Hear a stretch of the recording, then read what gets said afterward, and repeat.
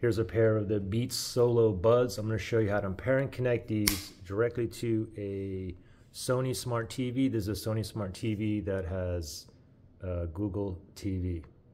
So the first thing is go to your settings on your Sony TV. If you have a remote like this, you have the settings button there. If not, just go to your home page and then just navigate to the gear icon on the top right hand side. Okay, so let's go to settings here. Settings. Now from here we're going to go down on the left pane to remotes and accessories. Right there. Okay on the remotes.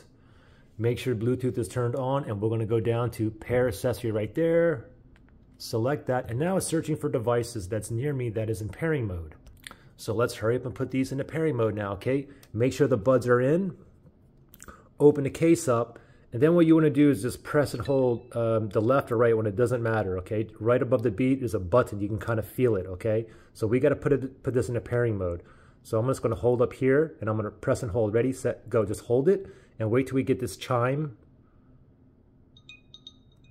When you get this chime here, that is indicating it's in pairing mode, okay? We don't get no lights here. So it's in pairing mode now.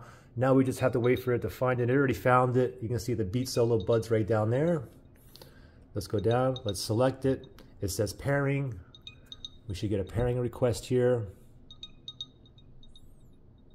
Bluetooth pairing request, and then go ahead and tap on select pair. It's just connecting. It's paired. I just heard it connect. And there you go. We're connected, ready to go. Now here's the thing. If you guys had issues pairing or connecting, you can always factory reset these. If you need to do that, look in the link below in the description area.